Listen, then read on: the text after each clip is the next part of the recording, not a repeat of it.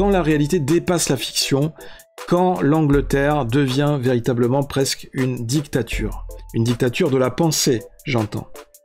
Et vous allez voir que dans les années 1980, il y avait une série télé qui était déjà diffusée sur les écrans, série britannique, qui parlait déjà de cette hypothèse d'une Angleterre en proie à une dictature. C'était la série Les Épées de Feu.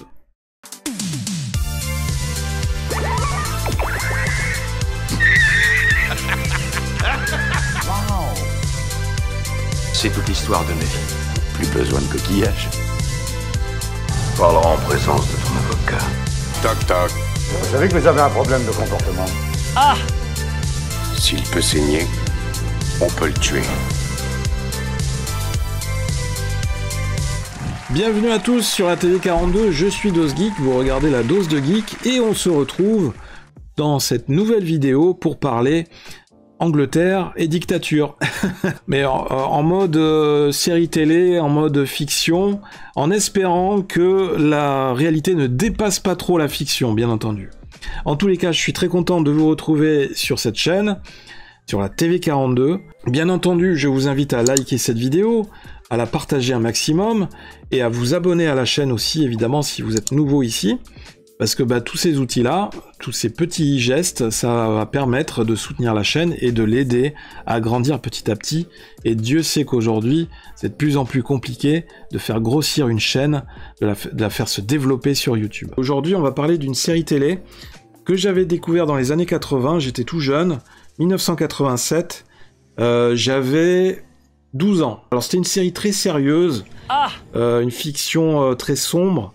Il y avait très peu d'épisodes, mais donc série britannique, Les Épées de Feu, ça m'avait marqué et je me suis pris au scénario, je me suis pris au jeu de la série et j'ai découvert tous les épisodes de cette série au fur et à mesure. C'était déjà un sujet très grave pour l'époque, pas forcément divertissant, mais ça se rapprochait un peu de la série V, Les Visiteurs, la série américaine, où la Terre était envahie par des aliens, les Visiteurs, qui en fait...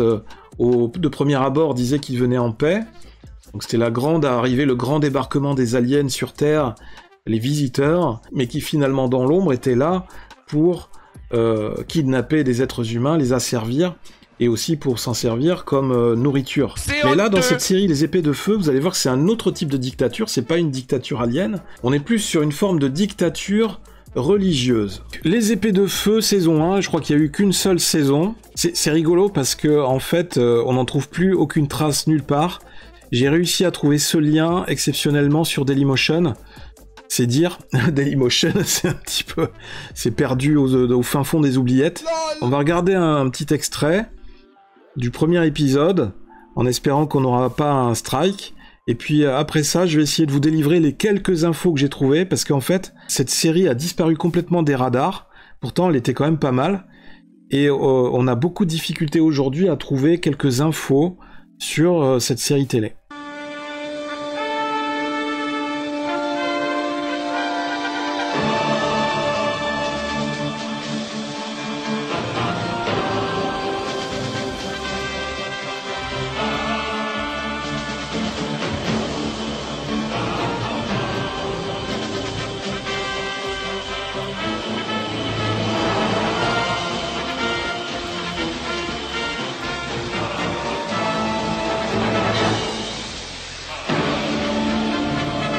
Knights of God. Ça fait un peu fasciste le logo. Oh my god! Alors ça démarre par une scène avec des hélicoptères. Ça a du mal à lire la vidéo. Hein. C'est un Dailymotion, c'est vraiment de la merde. Hein. Ouais, c'est pas faux. Ça n'a pas changé depuis il y a 10 ans. Hein. Je sais pas si Dailymotion ça existait il y a 10 ans encore. Dailymotion, création le 15 mars 2005. Ça fait 19 ans que Dailymotion existe. Et en 19 ans, ils ont toujours pas réussi à améliorer la plateforme. C'est génial. Quelle merde. Franchement, la France, c'est pas ça.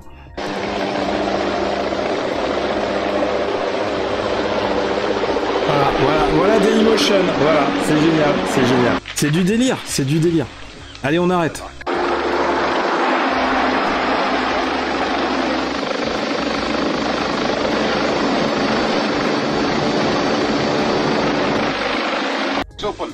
case. Quiet, everyone. Quiet. Donc là, en fait, c'est un message public des autorités, qui sont des autorités religieuses qui ont pris le pouvoir en Angleterre. Et en fait, ils vont faire un discours. Ils donnent des drapeaux aux gens qui sont dans la foule et en leur demandant de brandir les drapeaux, en leur disant « Manifestez votre enthousiasme et votre soutien à nos dirigeants ».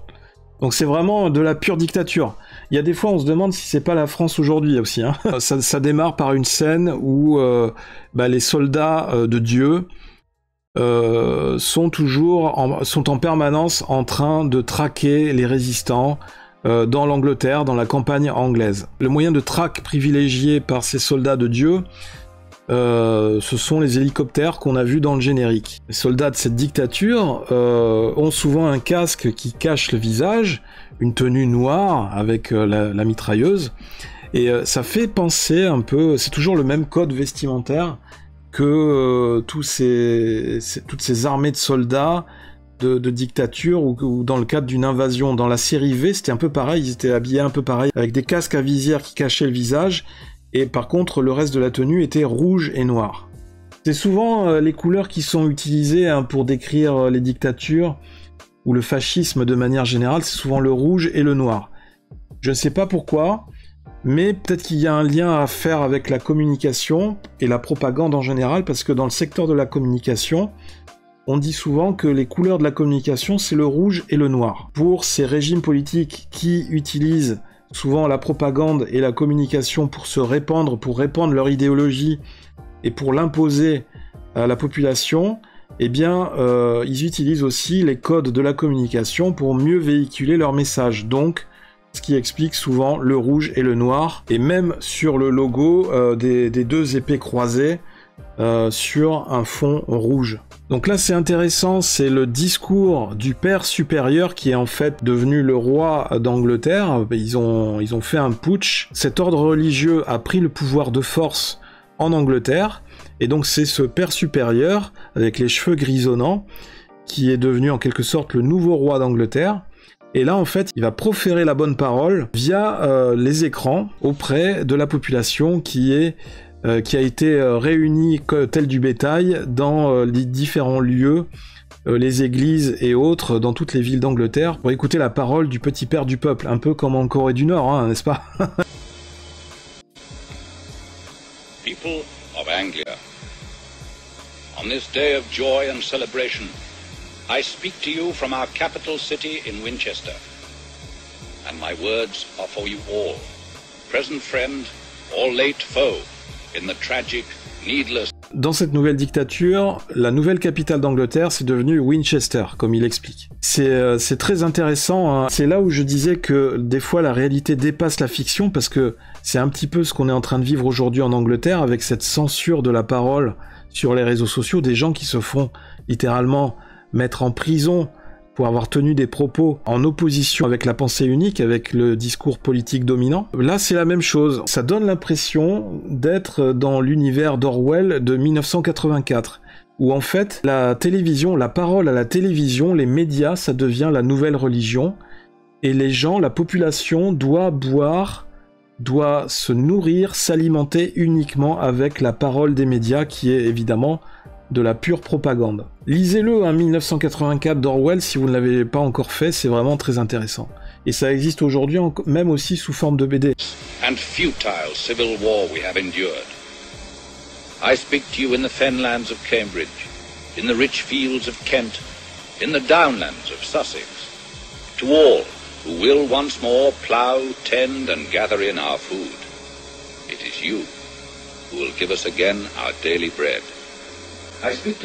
Alors évidemment, comme toutes les dictatures qui se mettent en place, c'est souvent avec l'aide des bons petits soldats qui suivent les ordres aveuglément, et qui évidemment, comme toutes les responsabilités sont morcelées, sont séparées entre chaque personne qui croit faire bien son travail, eh bien chacun du coup a sa responsabilité qui se sent diminuée par rapport à des massacres ou des crimes contre l'humanité. Ce genre de scène, c'est vraiment très parlant quand on voit cet attroupement de gens, cette population qui est massés devant les grands écrans pour écouter la grande messe des médias. C'est fou tellement cette série était visionnaire de ce qui se passe aujourd'hui. Cette série date de 1987, il faut le savoir. Aujourd'hui, on est en 2024. Presque 40 ans après, cette série est toujours autant d'actualité. Get used to it. Llewellyn ap Griffiths? It's not a bad name. And listen, from now on, hang on to it. It's who you are. You don't know me. Donc souvent, la population est maltraitée, elle est contrôlée de manière très régulière. Les autorités qui utilisent évidemment allègrement la loi martiale et les forces armées pour imposer leur autorité et imposer leur idéologie. Ça peut être une idéologie religieuse comme dans cette série, tout comme ça peut être une idéologie politique. Aujourd'hui, on est en Union Européenne, on peut voir avec tout ce qui se passe avec les politiques d'immigration, d'écologie, l'économie aussi, comme on en a parlé dans les précédentes vidéos, on peut malheureusement détecter quand même certains points communs, certains signaux qui tendent à faire penser qu'on aurait tendance à se rapprocher de ce système, de ce modèle de société. Quand on voit les différentes tentatives d'atteinte à la liberté d'expression en France et aussi au niveau européen sur Internet, sur les réseaux sociaux, avec les nombreuses attaques de Breton et de la Commission européenne contre le réseau Twitter X, avec Elon Musk qui essaye de défendre la liberté d'expression sur son réseau, quand on voit aussi l'omniprésence de la pensée dominante dans les médias traditionnels en France, et quand on voit comment c'est difficile d'avoir un discours alternatif et comment on peut être très rapidement considéré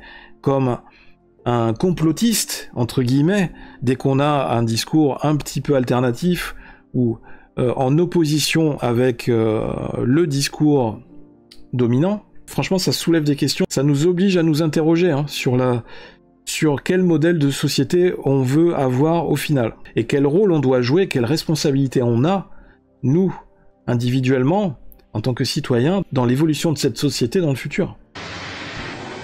I'm Julia Clark. Putain, mais ça marche pas, Dailymotion, c'est de la merde. Ah! Donc là, il a retrouvé sa fiancée qui avait été faite prisonnière par les soldats de la dictature. Il a réussi à la faire s'évader. Et là, on va essayer d'aller vers le générique de fin. Sauf que Dailymotion ne veut pas me laisser aller vers le générique de fin. C'est vraiment de la merde. Les épées de feu. Pitié, ne regardez jamais des vidéos sur Dailymotion. Ça sent trop mauvais, Dailymotion. Et pitié, les gens, arrêtez de mettre des vidéos sur Dailymotion. On n'est plus en 2005, bon sang, c'est fini. On est dans le futur maintenant. Arrêtez, quoi. Alors, les quelques informations que j'ai trouvées sur les épées de feu. Knights of God. C'est un feuilleton télévisé britannique en 13 épisodes de 25 minutes écrit par Richard Cooper et diffusé du 6 septembre au 6 décembre 1987 sur ITV, j'imagine en Angleterre. 13 épisodes, un chiffre porte-bonheur, des épisodes de 25 minutes, avec des acteurs qui avaient une gueule assez connue, enfin une gueule tout à fait, une gueule très vite reconnaissable. Des acteurs avec du charisme, en tout cas au niveau des méchants. En France, le feuilleton a été diffusé du 7 octobre au 30 décembre 1987 sur Canal+, puis rediffusé sur la 5. Et je pense que c'est à ce moment-là, quand ça a été rediffusé sur la 5, que j'ai découvert la série. Le feuilleton reste inédit dans les autres pays francophones. Alors le synopsis, ça va aller très vite. En l'an 2020, après une guerre civile, donc, vous voyez, on y est, hein, 2024, la royauté a été renversée et le Royaume-Uni est dirigé par une organisation de type fasciste appelée les épées de feu. J'ai envie de dire une organisation religieuse de type fasciste. Le commandant en chef se fait appeler le père supérieur, je crois, si je me souviens bien. Ben, vraiment, c'est très intéressant en termes de symboles, en termes de messages sur la société en général. Voilà, on n'a rien d'autre comme information. On a juste les acteurs, George Winter, Claire Parker, John Woodwine. Ah, j'ai du YouTube. Il y a un épisode qui est sur YouTube.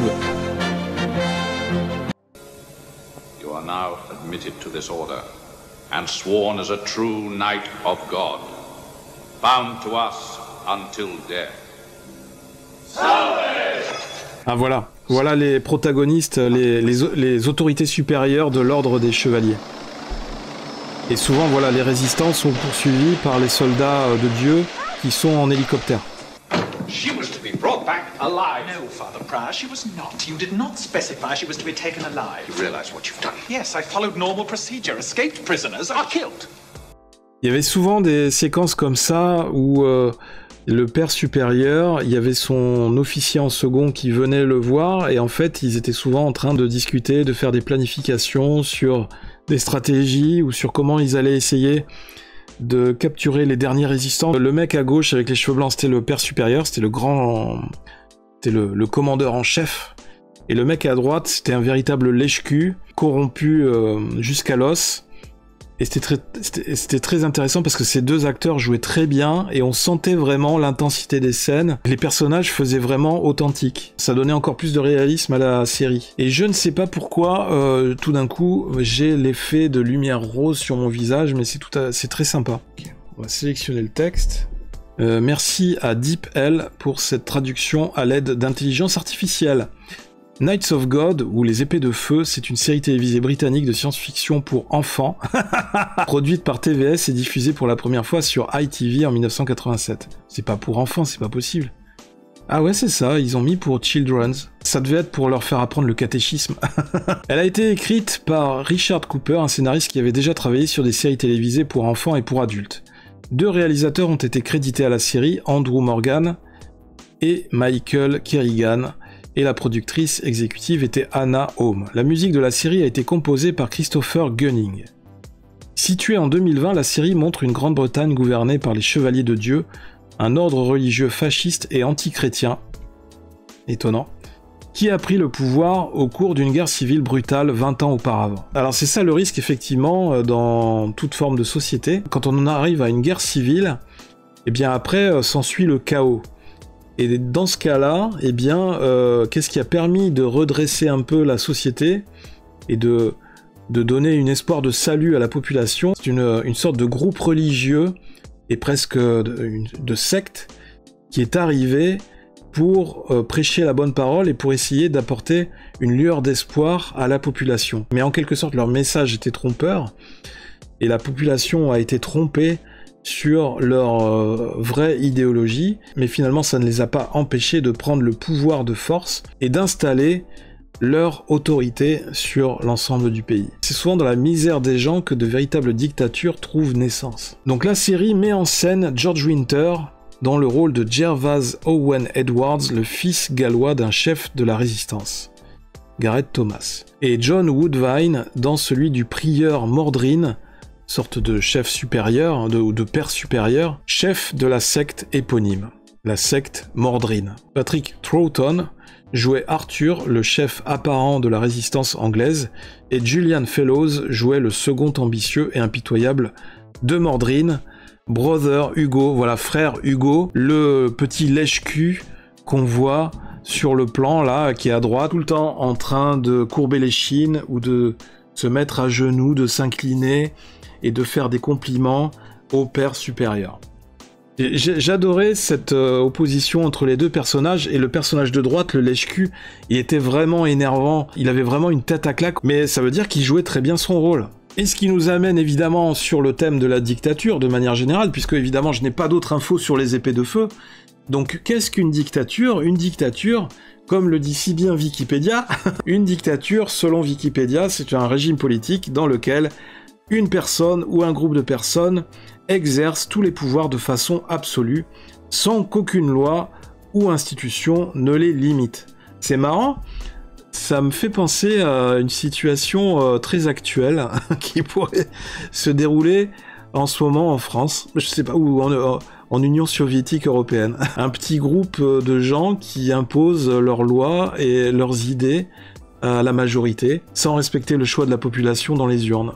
Il faut préciser que même un régime autoritaire peut avoir des lois, des institutions, voire un parlement avec des députés élus, mais pas librement, et ne représentant donc pas des contre-pouvoirs. L'origine du terme remonte à la Rome antique, où la dictature était un état de la République romaine où un magistrat, le dictateur, se voyait confier de manière temporaire et légale les pleins pouvoirs en cas de troubles graves. Le caractère absolu du pouvoir se caractérise souvent par l'absence de séparation des pouvoirs, exécutif, législatif, judiciaire, Cette confusion des pouvoirs peut l'être au profit de l'exécutif. C'est souvent le président ou le ministre, le premier ministre, le gouvernement en quelque sorte. Ou au profit du pouvoir législatif, le régime de l'Assemblée. Il résulte aussi de l'absence de contrôle démocratique et d'élections libres, répression politique des opposants, c'est un peu ce qui se passe actuellement dans les pays occidentaux. On a une certaine mouvance politique qui a tendance à clore systématiquement la discussion, ou en tout cas tout discours alternatif. C'est aussi vrai en Europe et en France que aux États-Unis actuellement, dans le climat préélectoral que les Américains sont en train de vivre. Le caractère arbitraire du pouvoir se traduit souvent par le non-respect de l'état de droit, violation de la Constitution, établissement des lois d'exception. C'est exactement ce qu'on est en train de vivre aujourd'hui. Et évidemment, je ne peux pas m'empêcher de penser non plus à ce film incroyable, ce film exceptionnel qui était Soleil Vert, sur lequel j'avais fait une vidéo assez longue, je le reconnais, mais qui était très instructive sur la réalisation du film, qu'est-ce qu'il avait inspiré et quels étaient les messages à travers ce film. Je vous invite à visionner cette vidéo qui est actuellement sur la TV42 dans la rubrique film et analyse de film, le film Soleil Vert avec Charlton Heston. Si beaucoup de dictateurs arrivent au pouvoir à la suite d'un coup d'État, en Afrique, en Asie, en Amérique latine et en Europe centrale et orientale, longtemps sous l'influence du bloc de l'Est, ça peut arriver aussi qu'ils arrivent au pouvoir suite à une guerre civile, avec Franco en Espagne, ou alors à la suite d'une guerre internationale, Kim Il-sung, je pense que c'est la Corée du Nord, il arrive qu'un dirigeant parvienne au pouvoir légalement avant de devenir un dictateur. Ce fut le cas d'Adolf H. Ce nom est banni sur YouTube à vie, et si je le prononce, je vais me faire supprimer la chaîne, ou d'Antonio de Oliveira Salazar, ou bien accède au pouvoir dans un régime de parti unique. Ce fut le cas de Lénine, de Staline et de Mao, l'Union soviétique. Et c'est un peu ce qui fait peur, ce qui nous menace aujourd'hui dans notre société occidentale. On a de plus en plus de pays comme l'Angleterre, on a aussi le Brésil récemment, qui sont en train progressivement de limiter la liberté d'expression sur Internet, sur les réseaux sociaux. Le cas le plus frappant et le plus récent, c'est évidemment le Royaume-Uni qui, à travers son Premier ministre, a essayé de contrôler un maximum les réseaux sociaux et de condamner les discours un peu véhéments ou les tentatives de révolte sur les réseaux sociaux envers l'autorité. La censure organisée par le pouvoir de tous les discours susceptibles d'être en opposition avec le discours officiel. Évidemment, le prétexte principal avancé pour justifier cette tentative de censure, c'est que les réseaux sociaux permettent de véhiculer la désinformation, alors qu'au contraire, la désinformation, c'est souvent aussi un outil important de communication du pouvoir en place dans un pays. Le combat que livre actuellement Elon Musk face à ces différents gouvernements, face à ces différents États qui tentent de faire sauter son réseau social dans leur propre pays, ce combat, il est très important. Et ce combat, actuellement, il n'y a que un milliardaire comme Elon Musk qui peut le mener, parce qu'effectivement, sa fortune personnelle lui a permis d'acquérir une certaine forme de liberté, et forcément la liberté d'expression, et la liberté d'agir.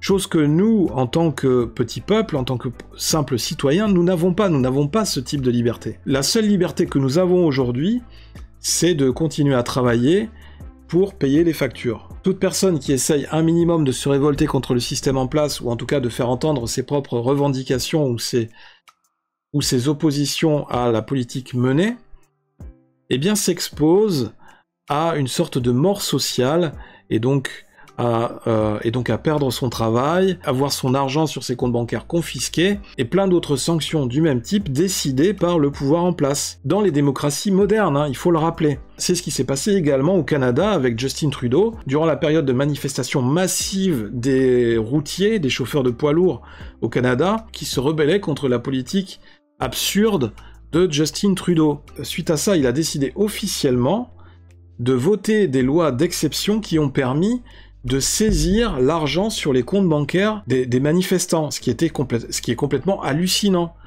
Comment est-ce possible dans un pays démocratique aujourd'hui, comment est-ce possible d'en arriver là, à confisquer les droits de personnes qui ne font juste que exprimer leur mécontentement et leur opposition à une politique qui va à l'inverse de l'intérêt du peuple. L'être humain est ainsi fait, avec ses bons côtés et aussi ses travers. Dès qu'un être humain accède au pouvoir, ça lui monte à la tête, et ça devient comme une drogue, et finalement il en abuse, et ça amène au chaos. Et ça amène parfois à la dictature s'il n'y a pas de contre-pouvoir. Ainsi s'achève cette vidéo très intéressante finalement à différents points de vue, aussi bien du point de vue artistique et audiovisuel avec cette série télé, que du point de vue sociétal et aussi politique. On a abordé plein de questions, plein de sujets de société.